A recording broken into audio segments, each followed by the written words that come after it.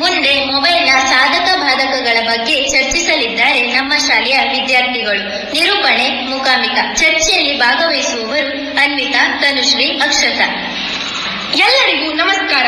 ಮಕ್ಕಳೆಂದರೆ ಹಾಗೆ ಬಣ್ಣ ಬಣ್ಣದ ಹೂಗುಂಡ, ಜೀವ ಪುಟಿಯುವ ಗಾಳಿಪಟ, ಚೆಂಡು ಅಂಟಿಕೊಳ್ಳುವ ಹಸಿಮಣ್ಣ ಗೋಡೆ, ಅಕಾರಣ ಲಲ್ಲಗೆಳೆಯುವ ತೋಟಕ್ಕೆ ಹಾಡು, ಮೂಡುತ್ತಿರುವ ರಾಗ. ಕೆಲವೊಮ್ಮೆ ಒಳಿತು ಕೇಡುಗಳೆಂಬ ಪರಿವೇ ಇಲ್ಲದೆ ಪಡೆದುದೆಲ್ಲವನ್ನು ಮೆಟ್ಟಿಕೊಳ್ಳುವ ಗುಣ ಮಕ್ಕಳದ್ದು. ಅದರಲ್ಲೂ ವಿದ್ಯಾರ್ಥಿ ವಿದ್ಯೆ ಅರ್ಥಿ.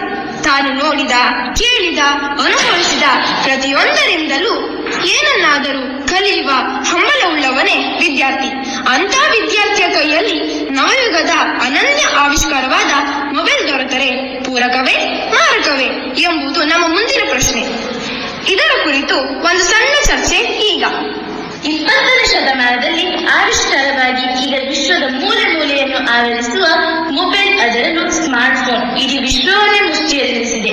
ಇದರ ಉಪಯೋಗಗಳು ಒಂದೇ ಬೇರೆ. ಇದು ಕೇವಲ ಜಂಗಮವಾಣಿಯಲ್ಲ, ವಿಶ್ವಕೋಶ, ಮಾಹಿತಿಯ ಸಾಗರ, ಮನರಂಜನೆಯ ಆಕಾರ, ಇನ್ನು ಏನೇನೋ. ಇಂಥ ಅದ್ಭುತ ಆವಿಷ್ಕಾರ ಮೊಬೈಲ್ನ ಅವಶ್ಯಕತೆ ವಿದ್ಯಾರ್ಥಿ ಜೀವನದಲ್ಲಿದೆಯೇ ಎಂದು ಪ್ರಶ್ನಿಸಿದರೆ ನನ್ನ ಉತ್ತರ ಹೌದು, ಇದೆ. ವಿದ್ಯಾರ್ಥಿಗಳಿಂದ ಮೊಬೈಲ್ ದೂರವಿರಿಸಿ, ಅದು ವಿದ್ಯಾರ್ಥಿಗಳಿಗೆ ಮಾರಕ ಎಂಬ ವಾದ ಪ್ರತಿಧ್ವನಿಸುತ್ತಿರುವ ಈ ಸಂದರ್ಭದಲ್ಲಿ ನನ್ನ ಅನಿಸಿಕೆ ನಿಮಗೆಲ್ಲ ಸ್ವಲ್ಪ ವಿಚಿತ್ರ ಅನ್ನಿಸಬಹುದು. ಆದರೆ ನನ್ನ ವಾದಕ್ಕೆ ನಾನು ಬದ್ಧರಿದ್ದೇನೆ.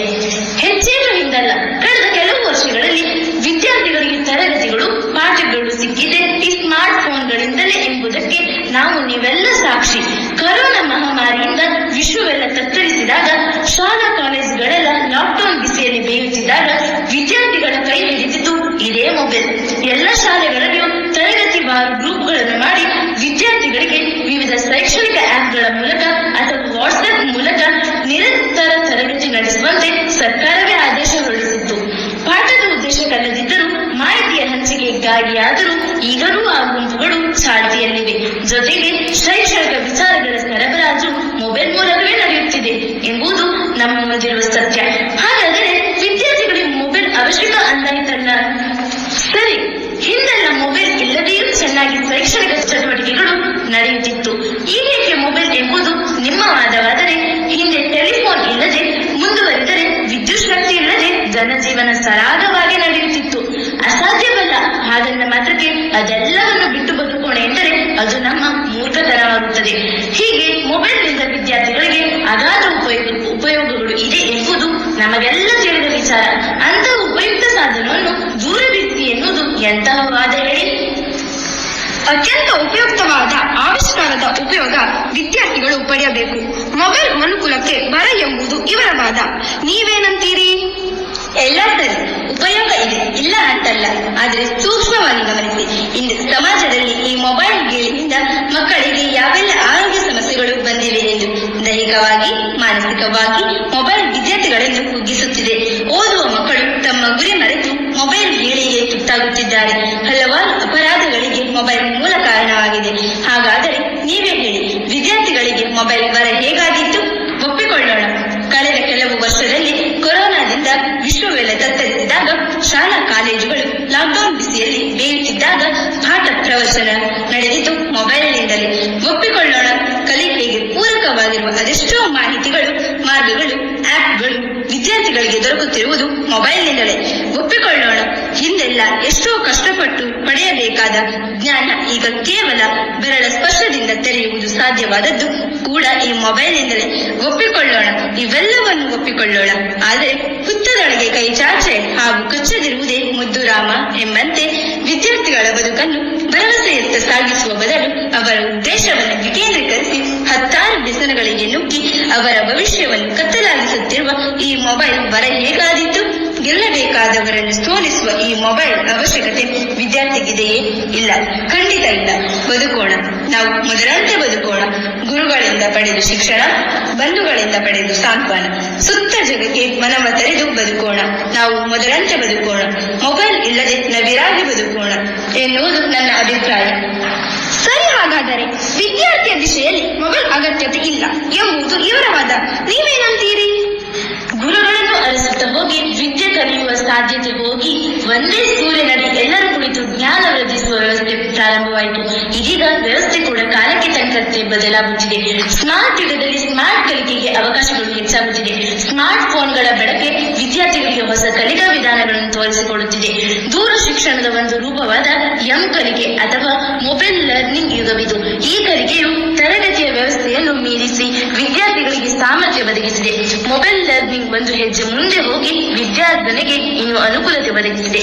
ಮೊಬೈಲ್ ಫೋನ್, ಅಂತರ್ಜಾಲ, radio, audio, video record, gaming, MP3 player, GPS, Bluetooth, camera ಹೀಗೆ ಅನೇಕ ಫೀಚರ್ ಹೊಂದಿರುವುದರಿಂದ ಕೆಲಸಗಳು ಸುಲಭವಾಗುವಂತೆ ಮಾಡುತ್ತದೆ.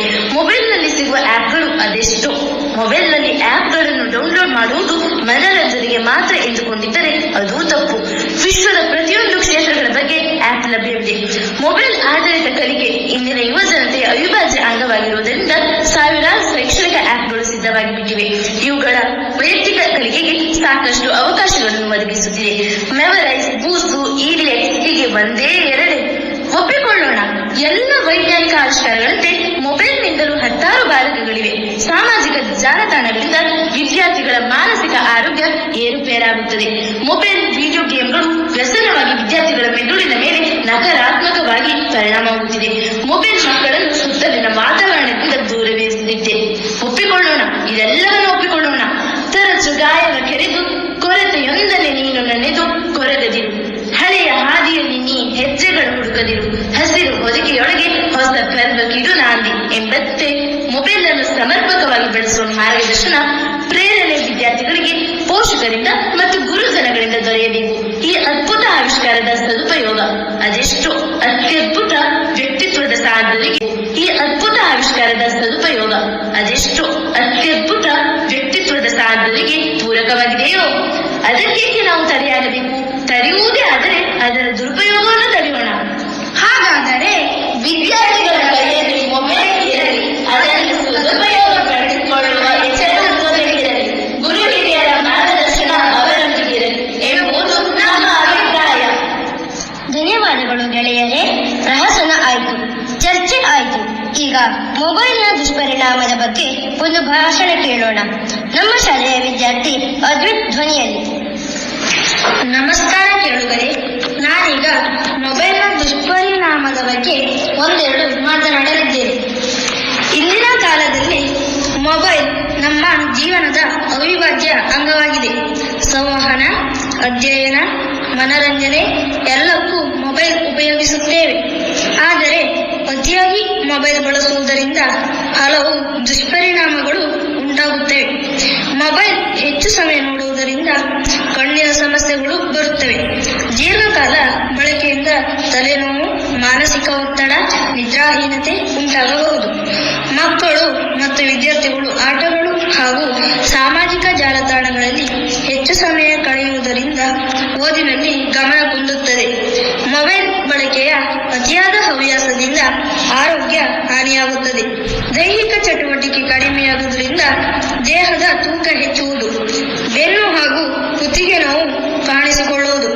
ಕುಟುಂಬ ಮತ್ತು ಸ್ನೇಹಿತರೊಂದಿಗೆ ಸಮಯ ಕಳೆಯುವ ಬದಲು ಎಲ್ಲರೂ ಮೊಬೈಲ್ ಅಂಟಿಕೊಂಡಿರುವುದರಿಂದ ಸಂಬಂಧಗಳಲ್ಲಿ ಅಂತರ ಹೆಚ್ಚುತ್ತಿದೆ. ಆದ್ದರಿಂದ ಮೊಬೈಲ್ ಅನ್ನು ಅಗತ್ಯವಿದ್ದಾಗ ಮಾತ್ರ ಸದುಪಯೋಗ ಮಾಡಬೇಕು. ನಿಯಂತ್ರಣವಿಲ್ಲದೆ ಬಳಸಿದರೆ ಅದು ನಮ್ಮ ಜೀವನಕ್ಕೆ ಹಾನಿಕರವಾಗುತ್ತದೆ. ಇಷ್ಟು ಹೇಳಿ ನನ್ನ ಭಾಷಣವನ್ನು ಮುಗಿಸುತ್ತೇನೆ. ಧನ್ಯವಾದಗಳು. ವಿದ್ಯಾರ್ಥಿಗಳೇ, ಮೊಬೈಲ್ ಬಿಡಿ ಪುಸ್ತಕ ವಿಚಾರದ ಬಗ್ಗೆ ಅರಿತೆವು.